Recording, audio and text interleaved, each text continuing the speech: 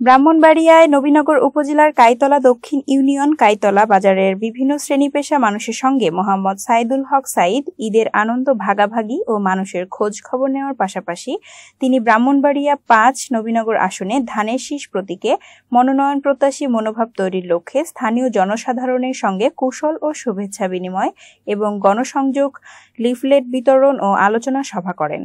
উক্ত আলোচনা সভা ও গণসংযোগ চলাকালে তার সাথে বিভিন্ন পর্যায়ের নেতাকর্মীরা উপস্থিত ছিলেন। অনুষ্ঠিত অনুষ্ঠানে প্রধান অতিথি হিসেবে উপস্থিত ছিলেন বাংলাদেশের জাতীয়তাবাদী দল বিএনপি কেন্দ্রীয় নির্বাহী কমিটির সম্মানিত সদস্য ও ব্রাহ্মণবাড়িয়া জেলা বিএনপির উপদেষ্টা জনাব মোহাম্মদ সাইদুল হক সাইদ। এছাড়াও বিশেষ অতিথি হিসেবে উপস্থিত ছিলেন বড়াইল ইউনিয়ন বিএনপির সভাপতি ও সাবেক চেয়ারম্যান জনাব আবুল বাশার। আলোচনা সভার সভাপতিত্ব করেন কাইতলা দক্ষিণ ইউনিয়নের সভাপতি জনাব মোহাম্মদ সৈয়দ জুবায়ের আহমেদ মাসুদ।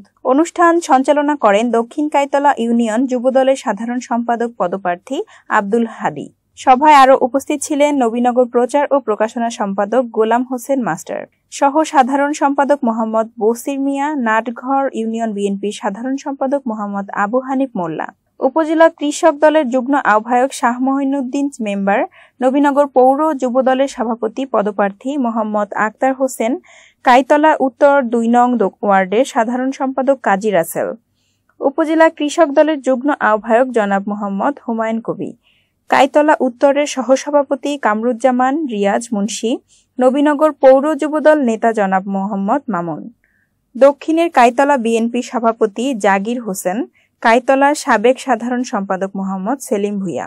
এছাড়াও সার্বিক সহযোগিতায় ছিলেন রতন দেব, জামাল মিয়া, ছোটন খান, মুশফিকুর রহমান খান, বাহাদুর খান, মোহাম্মদ রাব্বি, পিয়াস খান, শাহাদাত খান। ঈদ পূর্ণমিলনীতে আগত অতিথিরা একে অপরের সাথে শুভেচ্ছা বিনিময় করেন এবং একটি উৎসবমুখর পরিবেশে সভাটি শেষ করা হয়।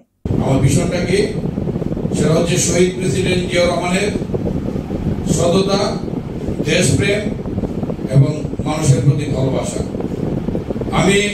আমি তো আপনাদের ভালোবাসা নিয়ে চলতে চাই, আপনাদের ভালোবাসা নিয়ে থাকতে চাই।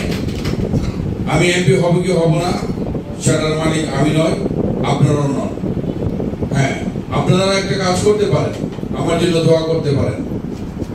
আপনার আল্লাহর কাছে দোয়া করুন যেন আগামী দিনে নবীনগরে একজন সৎ, যোগ্য এবং ত্যাগী নেতার মূল্যায়ন হয় এবং তিনি যেন সংসদে দাঁড়িয়ে নবীনগরের সমস্যা, সম্ভাবনা, নবীনগরের উন্নয়ন নিয়ে কথা বলতে পারে এমন একজন ত্যাগী নেতাকে যেন আল্লাহ রাব্বুল আলামিন আমাদের প্রতিনিধি হিসেবে প্রেরণ করেন। কেটিভি বাংলা, বিশ্বের চোখে বাংলাদেশ।